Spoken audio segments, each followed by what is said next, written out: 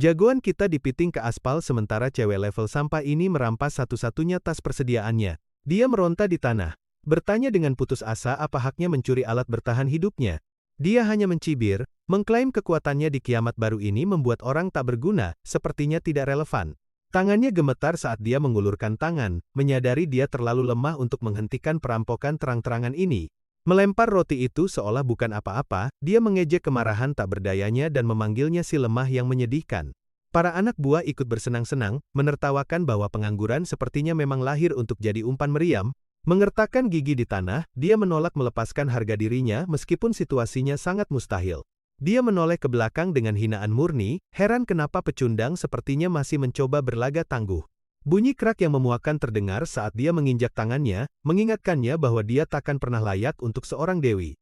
Didorong oleh kebencian baru yang membara, jagoan kita bersumpah takkan membiarkan para pengkhianat lolos dari balas dendamnya. Tepat saat dia mencapai titik terendah, sebuah sistem misterius aktif, memberikan jagoan kita triliunan kredit untuk balas dendam. Awalnya dia geram, dengan ide menghabiskan uang untuk wanita, takut sistem ingin dia tetap menjadi seorang sim. Ternyata, dia hanya perlu memancing para cewek matre dan menampar muka mereka untuk melipat gandakan kekayaannya lebih jauh lagi. Dengan bonus pendatang baru yang besar, menutupi kerugian sebelumnya, dia menyadari keberuntungannya akhirnya berbalik. Mengertakkan gigi, dia bersumpah menggunakan kekuatan baru ini untuk menghancurkan secara sistematis semua orang yang pernah meremehkannya. Tiba-tiba, seorang wanita level sampah bernama Chu Yao mendekat, membentaknya untuk menyingkir dan berhenti merusak pemandangan. Dia mencibir kondisinya yang menyedihkan, menuduhnya memalsukan cedera hanya untuk menipunya demi mendapatkan persediaan. Bukannya ketakutan, jagoan kita berdiri dan bersiap menguji sistem barunya pada orang asing yang sombong ini. Dia membuatnya lengah dengan menyodorkan hadiah ke wajahnya, memperlakukannya seperti pelayan rendah. Kemarahan Chu Yao yang memuncak langsung memicu sistem, membuktikan bahwa membuat orang-orang ini marah adalah tiket barunya menuju level dewa. Lin Feng menyadari sistem ini asli, dan mulai merasa seperti seorang pemain sejati. Dia mulai menghujani Chu Yao dengan persediaan, berlaga seolah kekayaan yang baru didapatnya tidak ada artinya. Gadis itu benar-benar terpana, tanpa sadar mengaktifkan mode strategi Dewi yang melacak kasih sayangnya yang terus tumbuh. Saat dia pergi, dia berdiri di sana tercengang, bertanya-tanya apakah semua kekayaan ini benar-benar untuknya. Dia dengan santai memberikan alamatnya, memberitahunya tepat di mana bisa menemukannya nanti malam. Jantungnya berdegup kencang saat dia memutuskan bahwa pria semurah hati ini sebenarnya cukup tampan. Saat naik lift, dia melihat potensi hadiahnya meroket seiring tingkat kasih sayangnya yang terus naik. Jagoan kita melakukan pose kemenangan kecil, senang karena sistem akan mengembalikan semua yang baru saja dia habiskan. Pintu terbuka memperlihatkan seorang pria mencolok yang sedang bermesraan dengan seorang gadis tepat di lorong. Lin Feng hanya menyeringai, menyadari target sempurna lainnya untuk skema tampar mukanya baru saja muncul. Liu Yiyi terkejut melihat Lin Feng, heran bagaimana seorang pecundang bisa mencapai lantai eksklusif ini. Si penindas kaya mengejeknya, mengira dia di sini hanya untuk mengemis kompensasi setelah hatinya hancur.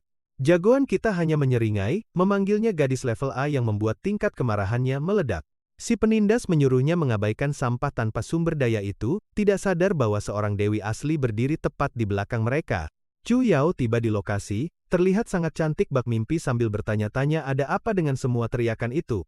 Si penindas kaya langsung jatuh cinta, mengenalinya sebagai dewi kampus legendaris yang sangat ingin dia temui. Dia mencoba memperkenalkan diri dengan wajah memerah, tapi dia mengabaikannya untuk bertanya pada Lin Feng tentang rencana mereka. Kedua penindas itu benar-benar tercengang, tidak percaya bahwa pria level sampah ini punya hubungan sebaik itu. Chu Yao mengajaknya pergi mencari persediaan, diam-diam ingin menguji kemampuannya di dunia baru ini. Lin Feng mengeluh tentang harga yang gila, membuat si penindas kaya berpikir dia terlalu miskin bahkan untuk membeli roti. Lin Feng dengan santai menyerahkan segunung persediaan, memperingatkan Chu Yao bahwa terlalu berbahaya baginya sendirian.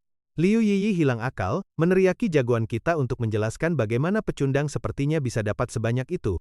Dia hanya menyeringai, menawarinya permen lollipop jika dia memamerkan sikap genit palsu yang dia gunakan sebelumnya. Lin Feng terus menekan, mengejek latar belakang siarannya dan sejarahnya mengejar para pemberi hadiah online level tinggi. Gadis itu benar-benar mendidih karena marah, yang mana tepat seperti yang dia butuhkan untuk farming lebih banyak poin sistem. Mengabaikan kondisi mentalnya yang menyedihkan, dia memberitahu Chu Yao bahwa dia akan pindah bersamanya untuk menjadi pengawalnya. Dia membingkainya sebagai pertukaran yang adil demi keselamatannya, membuat si penindas kaya benar-benar terpana oleh keberaniannya. Dengan batas kreditnya mencapai 6 digit, Lin Feng menganggap pemanggilan sumber daya ajaibnya sebagai janji sederhana. Chu Yao mendekat, bertanya dengan nada menggoda apakah semua perlakuan khusus ini berarti dia sebenarnya punya perasaan padanya. Dia mempertahankan wajah datarnya, bertanya-tanya apakah dia akan percaya jika dia mencoba menyangkal ketertarikan itu. Jagoan kita memutuskan sudah waktunya memasak makanan, berlaga sama sekali tidak terganggu oleh kekacauan yang mengancam di luar. Chu Yao menganggapnya semakin menarik, terutama karena dia berhasil mengabaikan pesona biasanya dengan begitu mudah. Saat dia menyiapkan bahan, dia sebenarnya sedang menghitung poin kesukaan dan mengkhawatirkan ratu mutan biologis yang mengerikan di depan. Tiba-tiba, berita menyiarkan peringatan mengerikan tentang gelombang dingin mematikan yang akan melumpuhkan kota malam ini. Dia tahu ini hanyalah awal dari akhir, dengan runtuhnya infrastruktur total dan mutasi yang menyusul di belakang. Dapur tiba-tiba menjadi gelap saat listrik padam, menandakan bahwa kiamat datang lebih cepat dari jadwal. Bersantai di sofa, Chu Yao bingung karena gelombang dingin seharusnya belum mematikan jaringan listrik. Gedoran pintu yang tiba-tiba dan agresif mengaku sebagai pemeriksaan rutin dari komite lingkungan. Dia bergerak untuk membukanya, tapi waktu kunjungan yang katanya resmi ini, terasa sangat mencurigakan baginya. Lin Feng menghentikannya, menunjukkan bahwa pemeriksaan terakhir mereka baru saja terjadi, sehingga ini tidak mungkin asli. Chu Yao bertanya-tanya apakah itu pemeriksaan rutin, tapi jagoan kita tahu ini bukan asrama kampus amatir. Dia mengambil sebilah pedang, mencatat bahwa manajemen properti, bukan komite, yang seharusnya menangani pemadaman ini. Para preman di luar menuntut mereka segera buka pintu. Menyadari bahwa duo itu pasti bersembunyi di dalam. Memeriksa lubang intip, Lin Feng melihat trio penjara level sampah yang mencari mangsa empuk.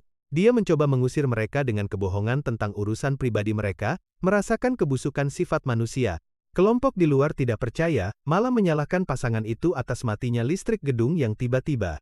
Chu Yao membalas, membongkar bahwa salah satu dari mereka adalah mantan napi yang jelas-jelas belum kapok. Lin Feng maju ke depan untuk melindungi asetnya, sementara Chu Yao salah mengira keserakahannya sebagai aksi heroik.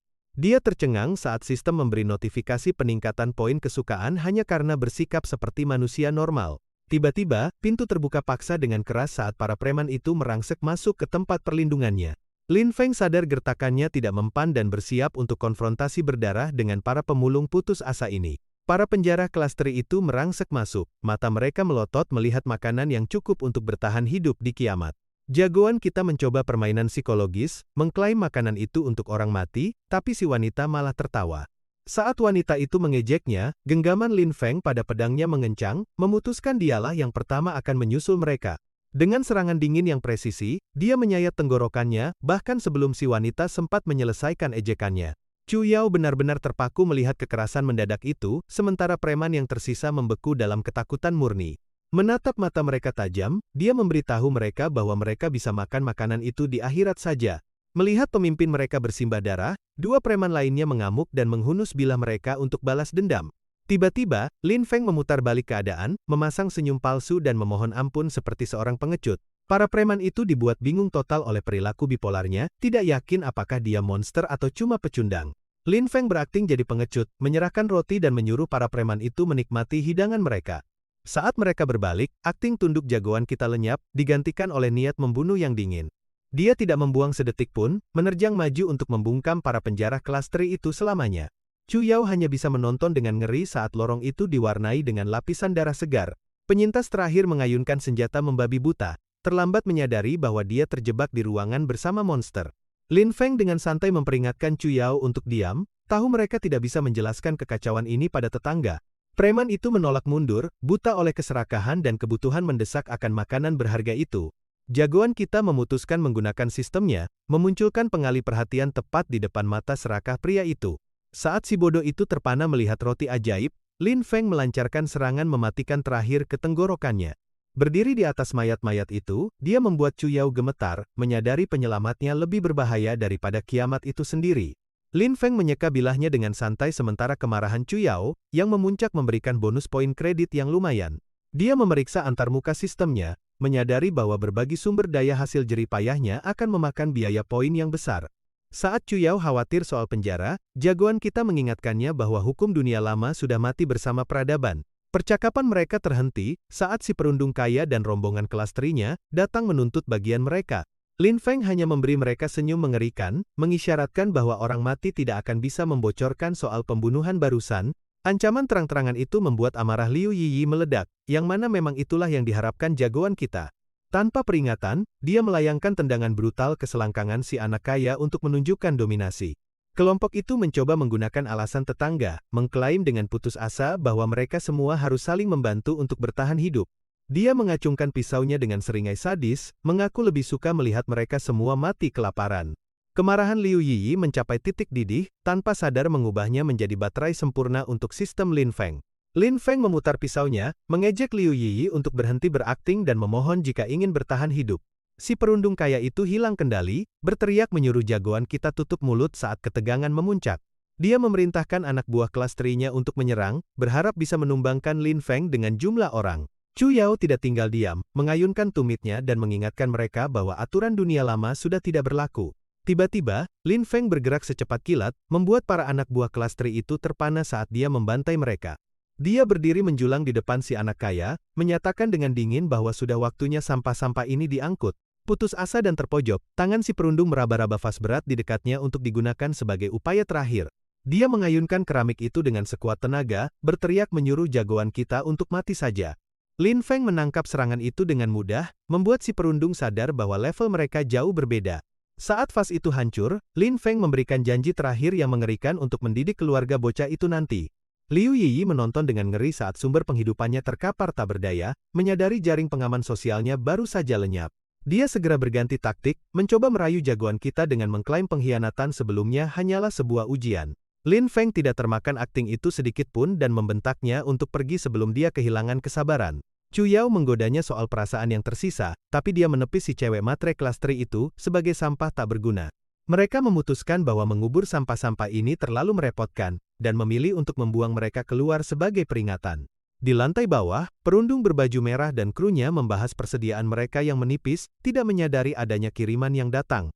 Percakapan mereka terhenti oleh bayangan mendadak dari atas, membuat seluruh kelompok itu tercengang total. Tubuh si anak kaya meluncur melewati tangga darurat, hadiah terakhir dari penthouse yang dikirim dengan kecepatan terminal. Pemimpin berbaju merah itu hanya bisa menatap dalam keterkejutan bisu saat realitas brutal situasi tersebut menghantamnya. Melihat si tuan muda berubah jadi pankek trotoar, para anak buah sadar bahwa ada monster baru yang menguasai gedung ini. Mayat-mayat kelas teri itu menghantam trotoar dengan keras, membuat para pemulung di bawah terpana oleh pembantaian tersebut. Chu Yao menonton pemandangan itu dari atas, mencatat bahwa mayat-mayat itu dibersihkan tepat sebelum gelombang dingin menyerang. Jagoan kita tetap fokus pada kompor sementara sistemnya mencairkan poin kemarahan besar-besaran dari lingkungan sekitar. Dia menyajikan makanan hangat untuk pengawalnya, tahu bahwa prajurit yang kenyang akan selalu setia. Chu Yao terharu oleh sikap itu, merasakan kehangatan domestik yang langka di dunia neraka ini. Lin Feng sendiri melewatkan makan, bersikeras mereka memprioritaskan memperkuat tempat itu sebelum suhu turun lebih jauh. Kebaikan taktisnya membuahkan hasil, memaksimalkan loyalitasnya, dan membuka kekayaan poin kredit sistem yang besar. Di lantai bawah, dia mendapati pemimpin berbaju merah pingsan karena syok melihat rivalnya berubah jadi pankek. Anak buah yang tersisa langsung mengenalinya, ketakutan mereka berubah jadi teriakan agresif saat mereka menunjuknya. Lin Feng hanya memberi mereka tatapan sombong, bertanya-tanya apakah mereka benar-benar punya nyali untuk menantangnya. Lin Feng melayangkan tamparan keras, mengingatkan anak buah kelas teri itu siapa yang berkuasa sekarang. Dia menindih pria itu, mencatat bahwa statistik fisiknya yang baru saja berlipat ganda membuat melumat pecundang jadi sangat mudah. Anak buah botak itu berdiri kaku, tercengang melihat bagaimana mantan pecundang tiba-tiba menjadi monster sungguhan. Melihat temannya dihajar habis-habisan, dia berlutut dan memohon ampun karena keadaan yang mendesak. Jagoan kita menginjakkan tumitnya ke kepala pria pertama, mengejek apakah dia masih ingin bicara omong kosong. Dia berhenti sejenak untuk merencanakan langkah selanjutnya, menyadari preman-preman ini mungkin berguna untuk rencana masa depannya. Kedua anak buah itu menunggu dalam ketakutan luar biasa, tahu bahwa nyawa mereka sepenuhnya bergantung pada keinginan si orang gila. Lin Feng menuntut penjelasan kenapa fasilitas gedung diputus, mencium bau busuk di pihak manajemen. Mereka segera buka mulut tentang strategi para penjara untuk membuat warga kelaparan demi mencuri persediaan berharga mereka. Dia memerintahkan mereka untuk memulihkan listrik, menjanjikan perlindungan dari udara dingin jika mereka tetap setia.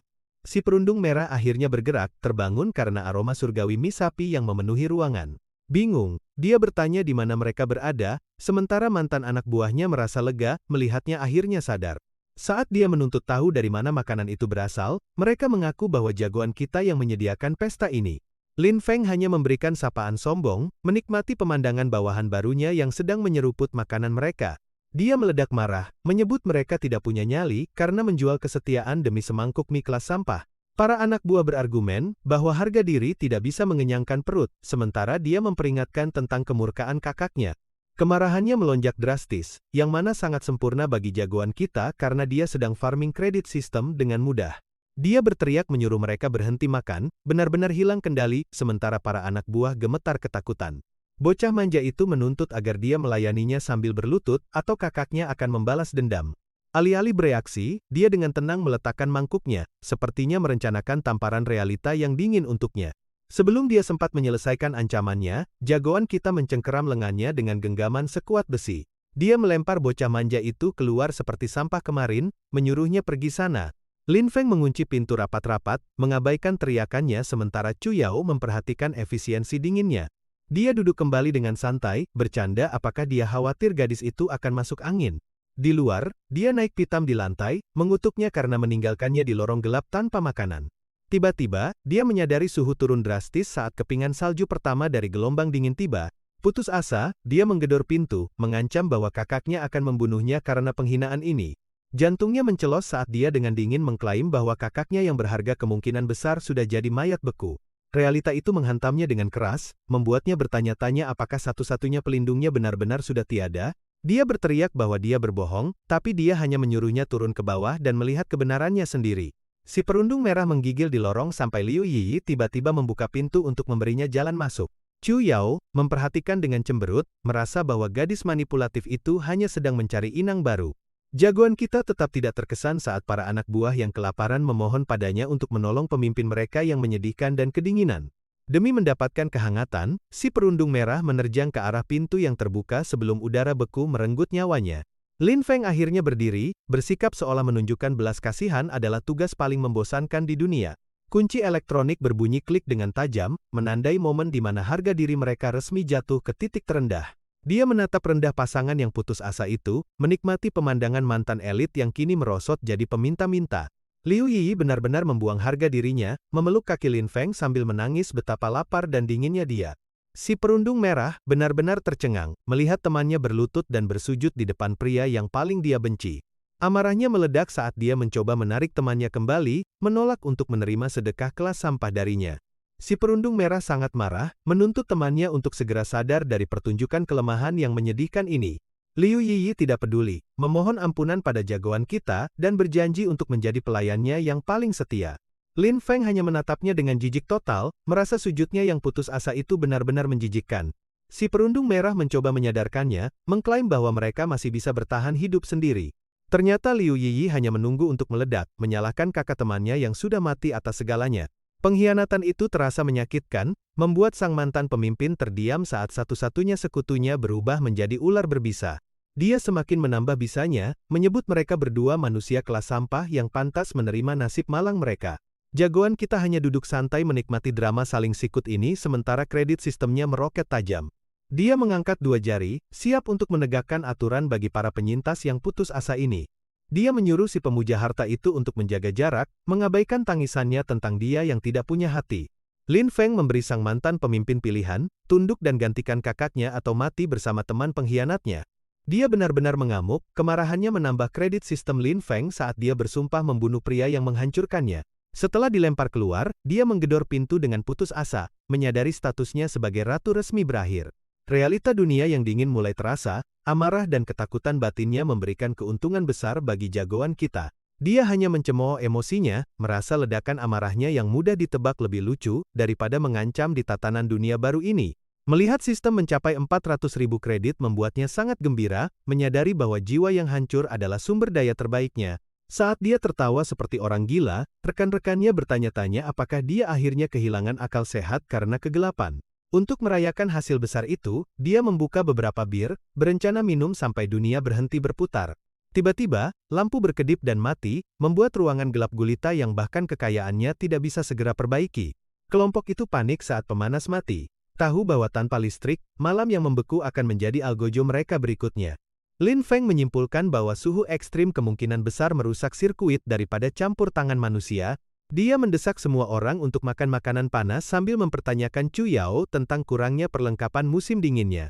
Memeriksa sistemnya, jagoan kita menyadari, dia butuh 500.000 kredit untuk membuka tingkatan toko berikutnya. Dia mengutuknya dalam hati karena menjadi penyintas kelas sampah yang membuang barang penting luar musim seperti orang bodoh. Chu Yao benar-benar tercengang bahwa dia benar-benar menimbun mantel musim dingin dan selimut di puncak musim panas. Pertengkaran mereka makin sengit saat dia mengejek kurangnya pandangan ke depan gadis itu sementara dia mempertanyakan kewarasan rencana anehnya. Para anak buah di dekatnya melihat keduanya berdebat, bertanya-tanya apakah suhu beku akhirnya membuat pemimpin mereka gila. Chu Yao meluapkan amarahnya pada para bawahan, emosinya yang meledak-ledak menjadi baterai yang sempurna untuk poin sistem. Lin Feng menyeringai saat dia mencairkan gelombang amarah yang masif, mengubah frustrasi mereka menjadi daya beli murni. Dengan saldo yang akhirnya melewati ambang batas, dia bersiap melihat perlengkapan high tier apa yang ditawarkan toko baru itu. Lin Feng mengabaikan teriakan gadis itu karena dia baru saja mendapat jackpot besar lebih dari 500.000 kredit. Dia tertawa seperti orang gila atas keberuntungan puncaknya sementara pengawalnya bertanya-tanya apakah dia akhirnya sudah gila. Tiba-tiba listrik menyala kembali, menyelamatkan para anak buah dari kedinginan, meski jagoan kita tahu persis kenapa lampunya berkedip. Dia menghabiskan 100.000 kredit untuk mengamankan utilitas selama berbulan-bulan, berencana memanfaatkan keputusasaan semua orang. Jagoan kita mengambil megafon dan mulai menyiarkan cerita sedih kualitas sampah tentang istri yang selingkuh untuk memancing tetangga. Para penduduk yang kelaparan benar-benar tercengang oleh kekonyolannya, mengutuknya karena membuat kebisingan di tengah kiamat yang nyata. Ini adalah rencananya sedari awal, saat poin amarah membanjiri sistemnya, mengubah kebencian mereka menjadi kekayaan murni. Dia menikmati sensasi rencananya sementara para bawahan berbisik bahwa bos mereka tidak stabil secara mental. Terlepas dari perencanaan tingkat dewanya, rasa dingin yang menusuk tetap mengenainya, membuatnya menggigil seperti amatir total. Jagoan kita mendapat jackpot mutlak saat sistemnya mengonversi amarah kolektif lingkungan itu menjadi hampir 1 juta kredit. Anak buahnya benar-benar khawatir dia sudah gila, mencoba menguji kewarasannya dengan soal matematika dasar. Dia hanya menertawakan kekhawatiran mereka, menyatakan bahwa perkataannya adalah satu-satunya hukum yang berlaku di rumah ini. Chu Yao hanya bisa tepuk jidat dengan putus asa, bertanya-tanya bagaimana dia bisa berakhir mengasuh orang gila total selama kiamat. Kedamaian hancur saat sekelompok penyintas yang putus asa mulai menggedor pintu, menuntut agar mereka membukanya. Sementara para anak buah gemetar ketakutan menghadapi masa, Lin Feng tetap tidak gentar sedikit pun oleh ancaman yang mendekat. Dia justru menantikannya, yakin bahwa penguasaan perang psikologisnya akan menghancurkan para penyerbu kualitas sampah ini. Di luar berdiri trio pembuat onar baru, dipimpin oleh seorang wanita pirang mencolok yang jelas-jelas belum kehilangan egonya. Ternyata pemimpinnya adalah selebriti internet terkenal, dan jagoan kita sudah merencanakan skema besar berikutnya.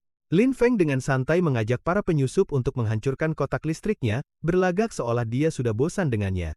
Sun Xin-er dan anak buahnya tercengang oleh perilakunya, sementara sistem Lin Feng meraup poin amarah dengan mudah. Jagoan kita memprovokasi pria dengan salib itu, menyebutnya pengecut karena ragu-ragu. Preman itu menciut sejenak, sebelum ejekan tersebut memukul harga dirinya, memaksanya untuk memakan umpan. Dia mengayunkan palu dengan sekuat tenaga, menyebabkan kotak listrik itu meledak dalam semburan listrik. Lin Feng hanya melihat percikan api beterbangan dengan tatapan dingin, tahu persis bagaimana jebakan ini akan berakhir. Sun Xin-er dan tukang pukulnya mulai berpuas diri, mengira mereka akhirnya telah memaksa pemilik rumah untuk tunduk sepenuhnya. Sedikit yang mereka tahu, jagoan kita baru saja dimulai, seringai jahatnya membuktikan dialah yang memegang kendali. Dengan jentikan jari yang sederhana, dia bersiap untuk mengaktifkan skill sistem dan mengakhiri lelucon ini. Kotak listrik itu memperbaiki dirinya sendiri seketika, membuat si kakek meragukan kewarasannya sendiri. Sun Xin-er mematung saat peralatan yang seharusnya sudah hancur itu tampak baru lagi. Lin Feng cuma menyeringai, mengejek si otot besar dengan bertanya apa dia terlalu lemah untuk menghancurkan sebuah kotak. Murka karena diremehkan, si preman mengamuk dan menghajar kotak itu sampai percikan api beterbangan. Dia mundur dengan bangga, yakin kalau sihir apapun takkan bisa memperbaiki rongsokan ini. Kotak itu bersinar dan pulih kembali, mengubah kebanggaan si preman menjadi ketakutan murni. Jagoan kita mengejek Sun Xin-er karena selera lelakinya yang level sampah sambil memanen poin amarah mereka. Didorong kegilaan, si anak buah memutuskan jika dia tak bisa menghancurkan kotak itu, dia akan menghancurkan Lin Feng. Lin Feng bahkan tidak berkeringat, dengan mudah menghindari ayunan berat itu seperti permainan anak-anak. Dengan perubahan kuda-kuda yang cepat, dia bersiap menunjukkan dominasi fisik yang sebenarnya pada badut ini. Lin Feng menyelinap ke belakang si preman, mengejek kekuatannya yang payah dan membuatnya meragukan eksistensinya sendiri. Dia menjuluki si anak buah yang ketakutan itu Pangeran Kekosongan, menikmati rasa takut yang terpancar dari pria itu. Sun Siner mencoba berlagak tangguh, mengklaim punya kekuatan itu percuma kalau persediaan makanannya habis. Jagoan kita cuma tertawa, memunculkan pesta besar sate dan burger untuk memamerkan sumber daya level dewanya. Para penyusup itu mematung, tak habis pikir bagaimana pecundang level sampah bisa punya akses ke kemewahan seperti itu. Sadar dia punya kekuatan super asli, kecemburuan Sun Siner meledak dan memberinya bonus poin amarah yang besar. Dikuasai rasa dengki, dia memerintahkan kelompoknya untuk menghancurkan segalanya, tak sudi dia menikmati apa yang tidak dia miliki. Lin Feng memberi kode pada bawahan barunya untuk menyerang, memunculkan keranjang penuh kejutan bau yang sangat spesial. Tiba-tiba, hujan telur busuk mengguyur, memaksa para influencer sombong itu mundur dengan rasa jijik yang luar biasa. Berlumuran kotoran, Sun Siner dan si tetua mengamuk sementara jagoan kita memanen kemarahan mereka. Salah satu anak buah baru jagoan kita menghantamkan ember ke kepala si tetua untuk menyelesaikan tugasnya. Si kakek tersungkur ke lantai, benar-benar dipermalukan dan berlumuran lumpur paling menjijikkan yang bisa dibayangkan. Lin Feng memanggil krunya kembali ke dalam, membiarkan sampah-sampah itu membusuk di lorong. Sun Siner begitu putus asa sampai dia menawarkan dirinya sebagai hadiah, mengisi sistem jagoan kita dengan amarah murni. Chu Yao panik soal para penyusup, tapi Lin Feng tahu pintu level dewanya takkan bergeming untuk siapapun. Dia mencairkan bonus kredit yang besar, akhirnya membuka kategori pakaian di toko sistemnya. Saat hujan asam mulai turun, Lin Feng memutuskan ini waktu yang tepat untuk jalan-jalan. Dia melemparkan jaket ke anak buah setianya, yang mulai berkayal bosnya memimpin kelompok dunia bawah rahasia. Menyuruhnya berhenti baca novel level sampah, Lin Feng bersiap melangkah ke tengah hujan beracun. Saat membuka pintu, dia tercengang melihat Sun Siner dan anak buahnya masih berkeliaran seperti pengemis malang. Lin Feng tak punya waktu untuk pengemis dan mendorong si influencer pirang itu seperti sampah kemarin sore. Sun Siner benar-benar murka, tak percaya rakyat jelata berani menyentuh selebriti papan atas. Melihat kapalnya karam, Zhao Tian langsung mengkhianati bosnya demi mengemis makanan. Dia bahkan menyuruhnya berhenti merusak suasana dengan bro barunya yang berkekuatan super, membuktikan kalau kesetiaan itu murah. Putus asa, Sun Siner mencoba menggunakan kartu kecantikannya, menawarkan imbalan jika dia diizinkan masuk. Jagoan kita membalas dengan tamparan keras, menunjukkan seberapa rendah dia menilai pengaruh level sampahnya. Dia mengejek dengan bertanya apa dia dikira pria biasa yang mengharapkan bantuannya saat dunianya hancur. Saat dia menantangnya untuk melakukannya lagi, dia dengan senang hati menuruti dengan tamparan lain di pipi satunya. Gadis itu sangat delusi, sampai dia mengira ini adalah psikologi terbalik untuk memenangkan hatinya. Lin Feng cuma menyebutnya bodoh sementara anak buah barunya terus menyatakan kesetiaan pada pihak yang menang. Lin Feng memutuskan dramanya sudah cukup dan memberitahu anak buah barunya kalau mereka akan segera pergi. Tiba-tiba, notifikasi sistem berbunyi di pikirannya, membuat jagoan kita terkejut tepat saat dia bersiap bergerak. Zhao Tian mencoba memohon untuk si influencer yang terpuruk, tapi Lin Feng sama sekali tidak terkesan dengan rengekannya. Si anak buah pengkhianat bergegas memeriksa gadis yang menggigil itu, bertanya-tanya apa dia bisa bertahan di tengah dingin yang menusuk. Meski dia memberikan jaketnya, tingkat kesukaan gadis itu tetap nol, menunjukkan hatinya masih level sampah. Lin Feng memerintahkan mereka melapor ke pengawalnya, sementara dia bersiap menghadapi cuaca mematikan sendirian. Di luar, hujan asam sudah melelehkan segala yang terlihat, mengubah jalanan menjadi gurun yang korosif dan berkarat. Meski berbahaya, dia harus mencapai stasiun pengiriman untuk mengamankan paket penting sebelum hancur. Saat berjalan menembus hujan lebat, dia melihat seorang wanita misterius mengintai di bayang-bayang gedung terdekat. Dia mencoba memancingnya mendekat, tapi jagoan kita langsung mengenali jebakan madu murahan ini. Lin Feng mengikuti permainan si wanita misterius, bertanya masalah apa yang menimpa wanita cantik sepertinya. Suasana berubah seketika saat dia mengeluarkan pisau, membuat jagoan kita lengah sesaat. Dia menuntutnya melepas pakaian di tengah hujan, jelas-jelas mengincar perlengkapan level tingginya. Dia cuma tertawa, menunjukkan kalau untuk ukuran jebakan madu pun, dia terlalu agresif dan kasar. Bukannya panik, dia malah menyeringai dan bilang kalau dia cukup hebat karena berani mencoba hal senekat ini. Dia tidak sedang main-main dan mengancam akan menghabisinya jika dia tidak segera menyerahkan barang-barangnya. Lin Feng menghela napas dan mulai membuka resleting jaketnya, berlaga seolah dia termakan taktik intimidasi level sampahnya. Saat dia melemparkan jaket ke arahnya, dia mengejeknya, mengklaim dia bahkan tak layak bicara padanya. Jagoan kita cuma memberinya senyum dingin, mengulangi kata-katanya sendiri saat rencananya mulai berjalan. Tiba-tiba, jaket itu mulai mengalami glitch dengan energi sistem, membuktikan kalau menerima hadiah darinya adalah kesalahan fatal. Lin Feng menyeringai, menyuruhnya kembali hanya setelah dia belajar cara mengemis yang benar. Gadis itu benar-benar tercengang saat jaket itu lenyap begitu saja di depan matanya. Saat jagoan kita pergi, dia murka, mengklaim dia bahkan tidak memenuhi syarat untuk bernegosiasi. Dia menerjang untuk serangan mendadak, tapi dia dengan mudah menangkap lengannya tanpa menoleh ke belakang. Dia dengan cepat memitingnya ke dinding, menunjukkan padanya siapa pemegang kekuasaan yang sebenarnya di sini. Lin Feng mengejek kesombongan level sampahnya sementara dia masih berani menyebutnya semut tak berguna. Dia terus meracau halu, bersikeras kalau tanpa sumber daya, dia cuma sekadar angka. Dia mutusin buat ngikutin permainannya, nawarin 2 bungkus mie kalau si cewek mau jalanin tugas. Si cewek ngeremehin hadiahnya, berlaga seolah dia yang lagi ngasih bantuan besar buat si cowok. Muak sama bacotannya yang gak henti, jagoan kita kasih tamparan keras yang bikin dia muter.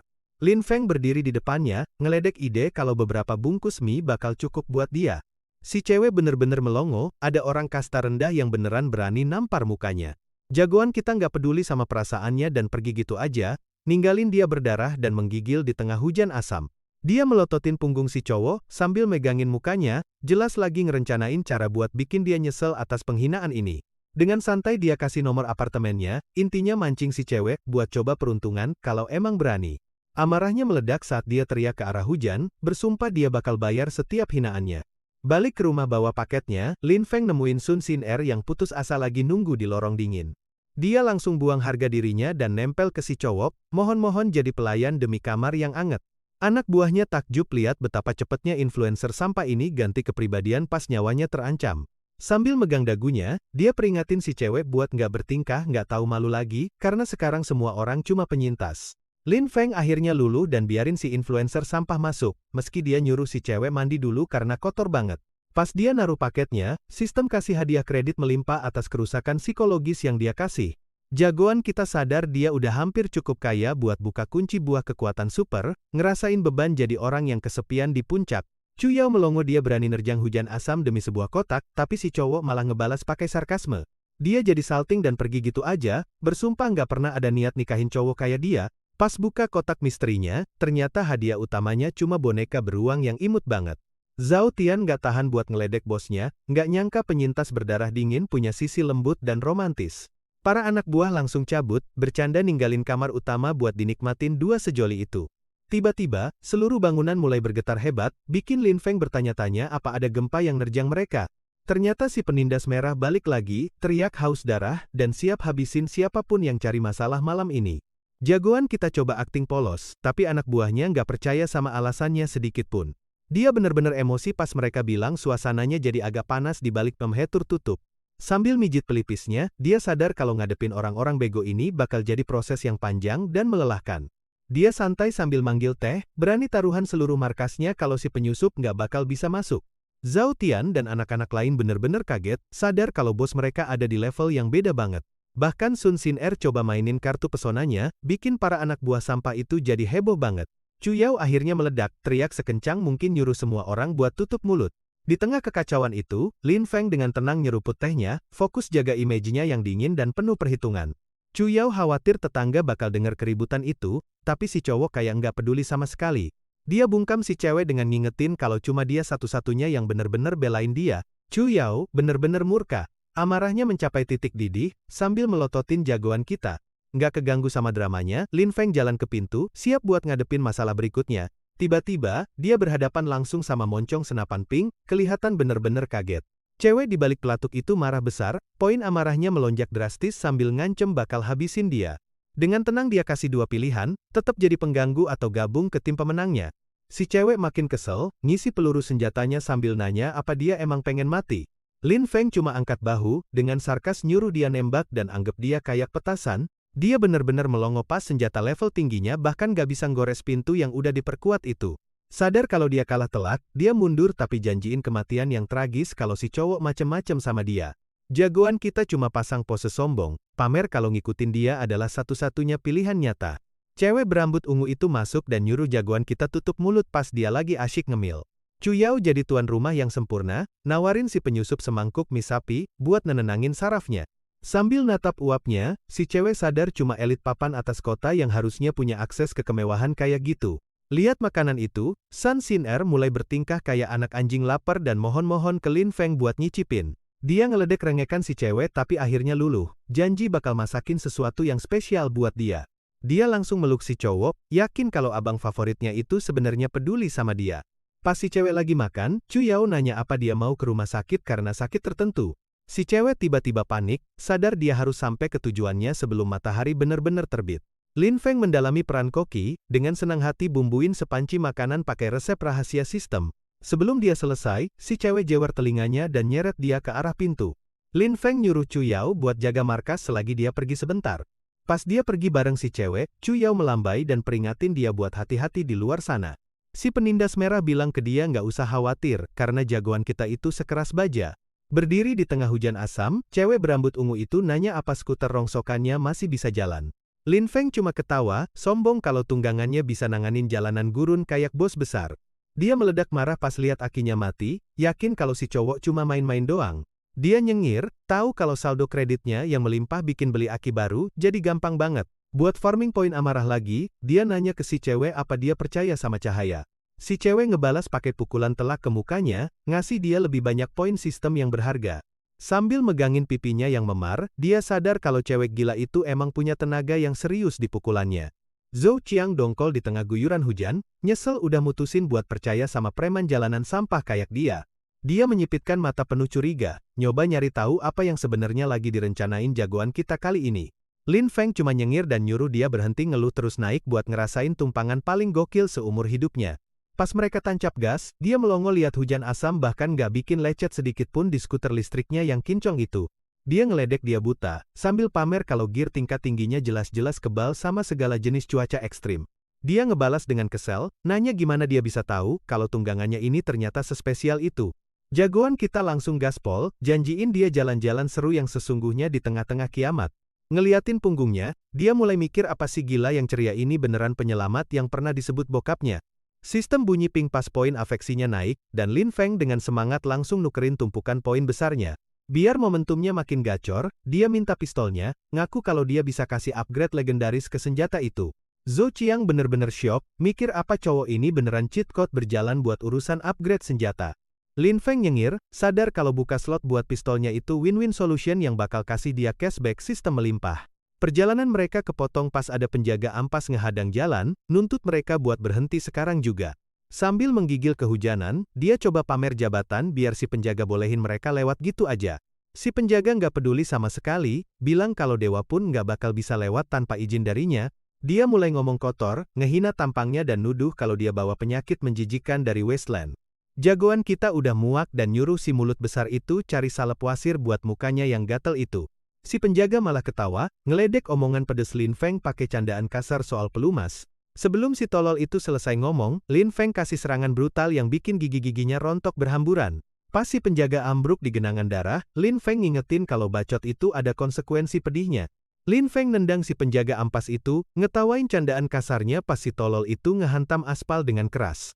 Jagoan kita ngeliat ke bawah dengan jijik, ngingetin si pecundang kalau figuran ampas harus tahu diri. Zhou Qiang panik pas lihat sepasukan bala bantuan datang menyerbu buat ngepung mereka di tengah hujan. Lin Feng cuma nyengir dan nyiapin senapannya, janji bakal pamerin ke para amatir ini gimana wujud penembak jitu asli. Dia nembakin mereka dari atas skuter yang jalan, nyulap jalanan hujan itu jadi tempat pembantaian sepihak buat para pemberontak. Mereka akhirnya sampai di sayap medis, di mana tangisan minta ampun menggema di udara dingin yang basah. Penjaga lain berlutut, mohon-mohon ampun pas Lin Feng berdiri di depannya dengan tatapan mata yang dingin. Bukannya buang-buang peluru, dia ngehancurin tengkorak orang itu pakai hantaman brutal dari senjata beratnya. Zhou Qiang nerobos masuk kelab, manggil-manggil pria bernama Qin Tua sementara Lin Feng ngikutin dari belakang. Dokter tua dan perawatnya melongo, heran gimana dia bisa selamat dari hujan asam buat nyampe ke tempat mereka. Zhou Qiang gak peduli basa-basi dan nuntut buat tahu status eksperimen kritis mereka sekarang juga. Jagoan kita langsung akting jadi korban, mohon-mohon ke si perawat buat diperiksa, karena dia ngerasa takut banget. Lihat aktingnya yang gak tahu malu, Zhou Qiang emosi dan nyeret telinganya karena udah jadi cowok mesum. Pas si dokter tua nanya soal orang asing itu, dia ngenalin dia sebagai Chen Yu, penyelamatnya yang sangat berharga. Qin Tua benar-benar terkesan, ngerasa kalau pemuda ini jauh lebih hebat dari sekadar penyintas biasa. Si perawat nggak percaya, dengan dingin ngingetin kalau cuma mereka yang bisa bertahan di akhir zaman yang dianggap penting. dia mulai sombongin cowoknya. Chong Wei ngaku kalau dia levelnya beda karena punya koneksi elit. Lin Feng cuma nyengir dan nanya, apa kotoran pacar legendarisnya itu berlapis emas atau sesuatu yang sama konyolnya. Dia panen poin amarah dengan gampang, sambil ngingetin kalau ngeremehin dia sekarang bakal berakhir pahit. Si perawat makin songong, nuduh dia cuma mau numpang makan dari persediaan makanan mereka yang mewah. Lin Feng nyelentuk kalau dua bersaudara ini setipe banget soal obsesi mereka sama makanan. Zhou Qiang belain dia, pamer kalau dia sebenarnya makan mie sapi di rumah buat buktiin status tingginya. Si perawat ngetawain itu, bilang sumber daya kayak gitu mustahil ditemuin bahkan buat pacar elitnya sekalipun. Jagoan Kitan dorong kepalanya, ngeledek dia halus sambil ngumpulin poin amarah yang lumayan banyak. Qin Tua mulai nanya-nanya latar belakangnya, nanya apa bokapnya itu orang penting di pemerintahan. Setelah dia bilang gak punya koneksi apa-apa, si perawat nyuruh dokter berhenti buang waktu sama berandalan. Dia lanjut ngeledek adiknya, nawarin sesuap makanan karena kasihan sama pilihan adiknya yang payah. Udah muak sama bacotannya, Lin Feng bungkem dia pakai tamparan secepat kilat ke mukanya. Si perawat bengong dan sempoyongan, ngasih asupan poin amarah yang manis banget ke sistemnya. Dia nyuruh si perawat berhenti sok kayak bangsawan dan nanya dulu dia kerja di klub murahan mana. Si perawat bener-bener murka, ngancem bakal bikin dia lenyap pakai koneksi pacarnya di grup Haoye. Jagoan kita cuma ngehela napas, sadar kalau drama ampas ini sekarang nyambung ke penguasa terbesar di kota. Tiba-tiba, bala bantuannya dateng, cowok berpakaian rapi, dan beberapa preman bertampang pasaran. Dia langsung akting jadi korban, gelendotan ke cowoknya sambil ngaku kalau dia dibully sama berandalan gak jelas. Dia nunjuk Lin Feng, bohong terang-terangan kalau dia udah ngelecehin dan mukul dia. Murka karena nggak dihargai, si pacar nyuruh anak buahnya buat kasih jagoan kita pelajaran yang menyakitkan. Dua kacung ngerahin seluruh tenaga buat pukulan ganda, tapi Lin Feng bahkan gak bergeming sedikitpun. Para preman itu melongo pas ngerasa pukulan mereka kayak ngehantam tembok baja yang solid. Mereka terpental kesakitan, tangan mereka hancur nabrak tubuhnya yang diperkuat sihir sambil teriak kesakitan. Lin Feng cuma nanya basa-basi sarkas, ngeledek usaha intimidasi mereka yang payah sementara Zhou Qiang nonton. Si perawat teriak histeris nyuruh anak buah pacarnya buat bikin jagoan kita cacat sekarang juga gara-gara nggak sopan. Salah satu kacung ampas mutusin buat makin nekat dengan ngeluarin pisau tersembunyi buat nyelesain duel. Dia nerjang maju dengan tatapan membunuh, ngira dia akhirnya menang angin lawan si penyusup. Lin Feng cuma kasih tendangan secepat kilat yang bikin orang itu terpental bahkan sebelum dia sempat kedip. Dunia si preman berubah jadi penderitaan murni pas tulang-tulangnya remuk gara-gara kekuatan hantaman itu. Jagoan kita santai aja bercanda kalau itu cuma refleks, terus nantangin sampah yang tersisa buat maju lagi. Chong Wei bener-bener murka, nyumpahin anak buahnya yang jadi pecundang payah dan gak berguna di depan semua orang. Tiba-tiba, Zhou Qiang ngebongkar tujuan aslinya buat nyuri data gen demi monopoli kekuasaan di masa kiamat. Perawat halu itu menolak mendengarkan, bersikeras bahwa laki-lakinya benar-benar mencintainya dan layak mendapatkan semua hasil riset itu. Lin Feng hanya tertawa, membandingkannya dengan seekor ayam yang rela membumbui dirinya sendiri untuk musang yang lapar. Lin Feng mengeluarkan tumpukan dokumen, menawarkan data tersebut sebagai ganti keselamatan orang yang katanya adalah saudaranya. Qin Tua benar-benar tercengang, bertanya-tanya bagaimana bisa orang luar ini berhasil mendapatkan data tersebut.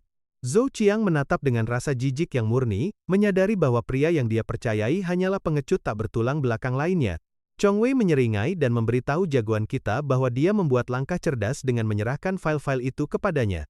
Saat Lin Feng menyerahkan kertas-kertas itu, Zhou Qiang bersumpah dia sendiri yang akan menghabisinya jika mereka selamat hari ini. Pasangan ampas itu dengan rakus memeriksa dokumen-dokumen tersebut, yakin bahwa mereka akhirnya memegang kunci kekuatan mutlak. Tiba-tiba, ekspresi Chong Wei berubah menjadi niat jahat murni, saat dia memerintahkan pengawalnya untuk segera membawa para penyusup pergi. Perawat itu bergelayut di lengan laki-lakinya, mengejek konsep takdir sementara anak buahnya mulai mengepung. Lin Feng hanya tertawa, meroasting sikap halus si perawat, sementara sistem terus mengumpulkan lebih banyak poin kemarahan. Benar-benar murka, Chong Wei memerintahkan tentaranya untuk menyerang dan menjadikan jagoan kita sebagai kambing hitam kemarahan mereka. Lin Feng tiba-tiba menghentikan para penjaga, menyuruh mereka menunggu sebentar sementara dia berbicara kepada pasangan ampas itu. Chong Wei dan si perawat tampak jemawa, mengira mereka akhirnya telah menyudutkan jagoan kita dan mengamankan data gen yang berharga. Dia hanya mencibir, menjelaskan bahwa rasa takut adalah kemewahan yang tidak pernah dia rasakan lagi sejak dunia hancur berantakan. Perawat itu mengejek omong besarnya, yakin bahwa dengan memegang data itu, dia memiliki kartu as mutlak atas nyawa Lin Feng. Tiba-tiba, Lin Feng mengaktifkan sistemnya, membuat file-file itu lenyap seketika dari tangan rakus mereka. Chong Wei menatap telapak tangannya yang kosong, benar-benar melongo saat menyadari kartu as yang dia pegang baru saja menguap. Panik si perawat berteriak pada pengawalnya untuk mengambil kembali file itu sebelum daya tawar mereka hilang selamanya. Jagoan kita hanya tertawa dan mulai menghanguskan data digital itu, membuat Qin Tua benar-benar ngeri melihat kehancuran tersebut. Murka, pemimpin ampas itu menyebutnya orang gila dan memerintahkan serangan penuh untuk menghentikan kegilaan ini. Lin Feng dengan tenang memanggil tali bercahaya untuk mengikat para penyerangnya, membuktikan dia selalu 3 langkah di depan mereka. Tali bercahaya itu mengencang di sekitar si perawat dan anak buahnya, membuat mereka benar-benar tidak berdaya dan berteriak kebingungan. Jagoan kita hanya menyeringai, memberitahu mereka bahwa mereka resmi tamat karena tidak ada yang akan mendapatkan data itu sekarang. Zhou Qiang hilang kendali, berteriak bahwa dia benar-benar gila karena menghancurkan sesuatu yang sangat vital bagi kelangsungan hidup mereka. Lin Feng tiba-tiba menjadi serius, mencengkeramnya dan bertanya apakah dia benar-benar percaya pada cahaya harapan. Terkejut oleh intensitasnya, dia malah merona dan mengaku bahwa dia ingin percaya kepadanya. Dia segera meledak dalam tawa, mengejeknya karena menjadi idiot kekanak-kanakan yang percaya pada rayuan seperti itu. Pengkhianatan itu terasa menyakitkan, membuat tingkat kemarahannya melonjak drastis saat dia menyadari bahwa dia sedang dipermainkan lagi. Dia bersiap untuk memenggal kepala Lin Feng, tapi Lin Feng terlalu sibuk berpose untuk memedulikan serangannya. Sistem mencairkan perolehan poin kemarahan yang masif, mendorong kuota kredit pribadinya hingga mencapai angka jutaan. Bahkan dengan rezeki nomplok itu, dia menyadari bahwa dia masih agak kurang untuk tujuan utamanya sementara Zhou Qiang mengamuk. Lin Feng menenangkan Zhou Qiang bahwa paket eksperimen gen itu aman dan tersimpan baik bersamanya. Qin Tua benar-benar penasaran apakah jagoan kita sebenarnya adalah semacam peneliti medis elit yang sedang menyamar. Perawat yang terikat itu mulai memekik, menyalahkan kepikunan sang dokter karena gagal mengamankan teknologi berharga mereka. Lin Feng hanya menyentil dahinya, mengejeknya karena memiliki otak yang jelas-jelas tidak berfungsi dengan benar. Dia terus melakukan trolling dengan volume maksimal, mendiagnosisnya mengalami gangguan emosional total demi farming poin kemarahan. Jagoan kita berdiri santai dengan seringai sombong, menyuruhnya untuk berhenti terburu-buru mengambil kesimpulan. Dia tampak siap meledak saat poin kemarahannya mencapai rekor baru, mengisi pundi-pundi bank sistem Lin Feng. Kembali ke markas, Sun Xin'er menyadari bahwa Chu Yao tampak benar-benar loyo karena tidak tidur semalaman.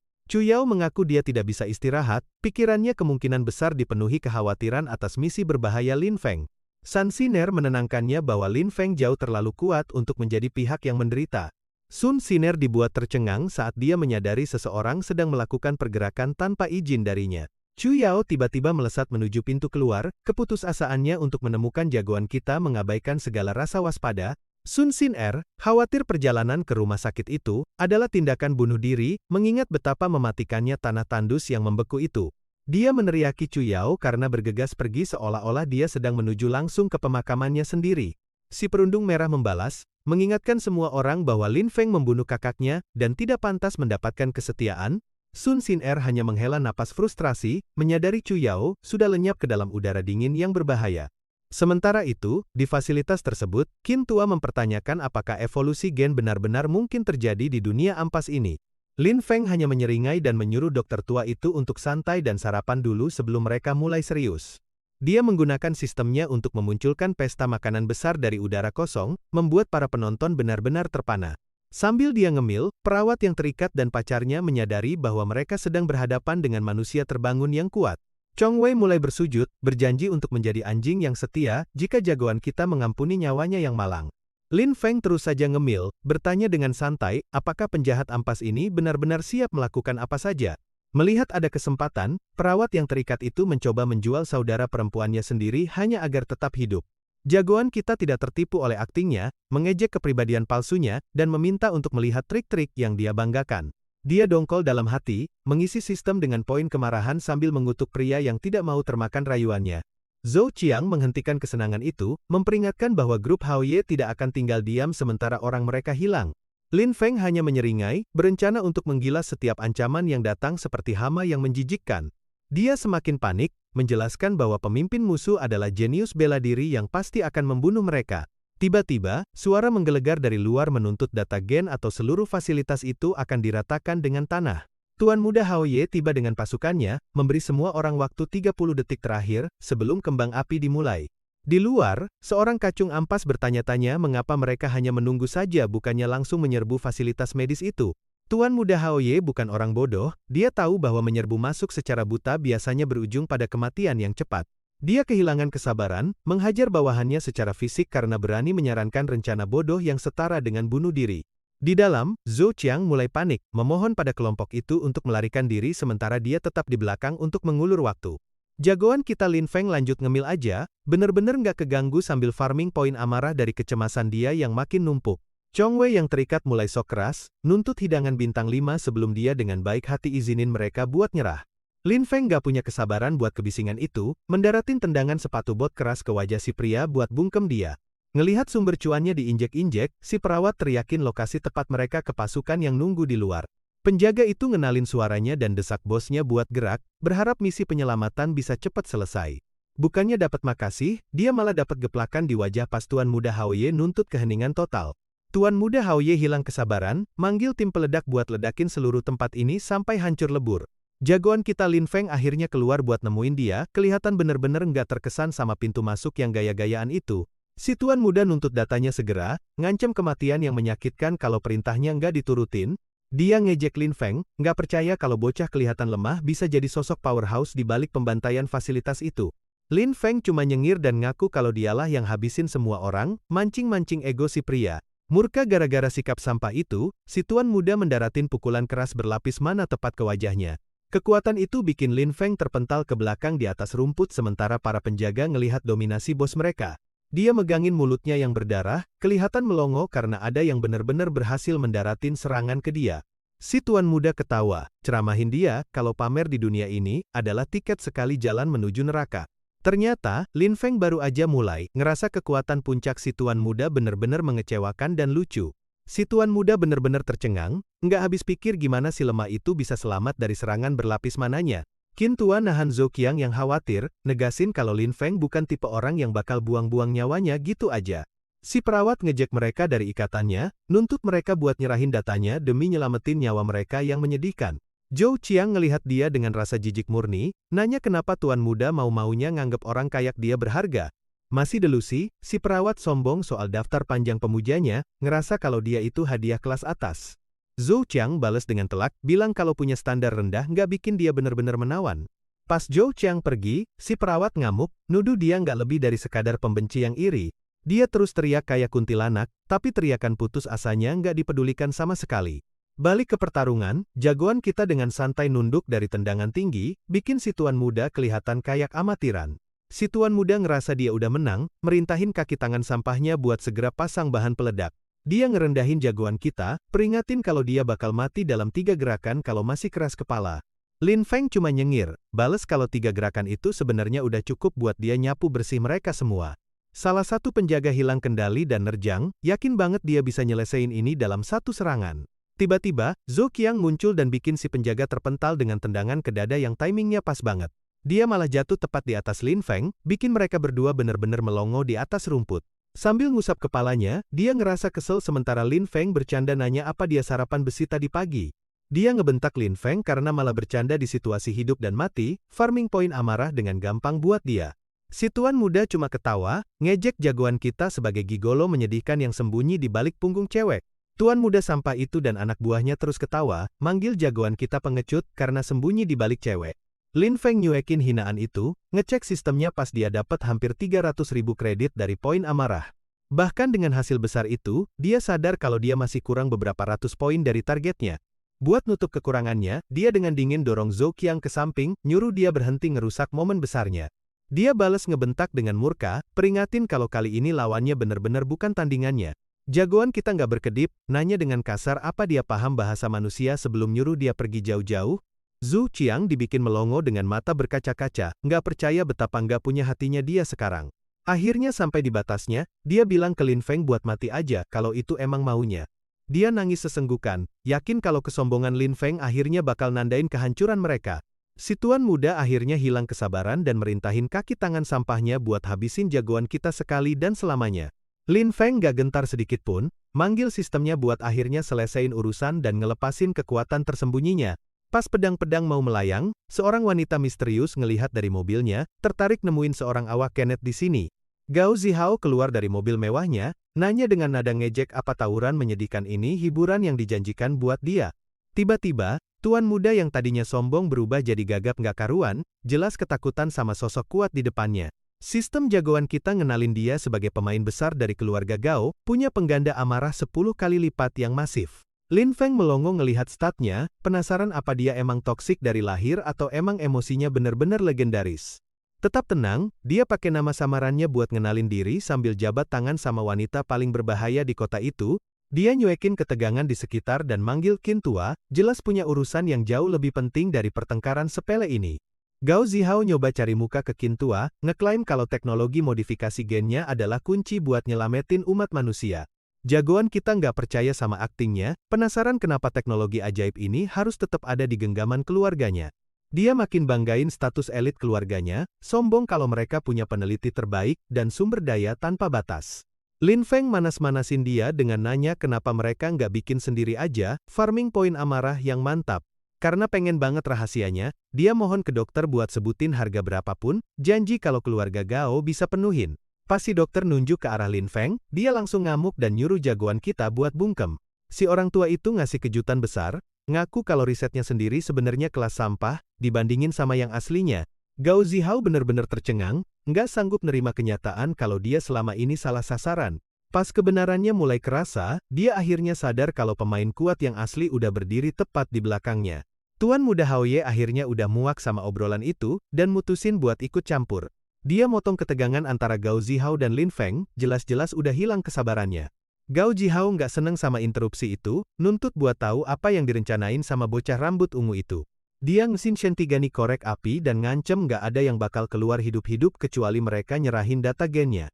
Dia mulai ngoceh soal gimana data ini bakal bikin keluarga elit sekalipun jilat sepatunya. Jagoan kita cuma menyeringai, menyadari kalau kesombongan orang itu jelas datang karena punya backingan yang nggak main-main. Meski ada pistol yang ditodongkan ke kepalanya, Lin Feng malah tertawa dan bilang kalau dia sudah nggak sabar buat mati. Murka karena merasa diremehkan, si tuan muda memerintahkan anak buahnya untuk menyeret paksa semua orang masuk ke dalam fasilitas. Lin Feng dapat sambutan kasar saat dia ditendang masuk melewati pintu sementara yang lainnya hanya bisa menonton.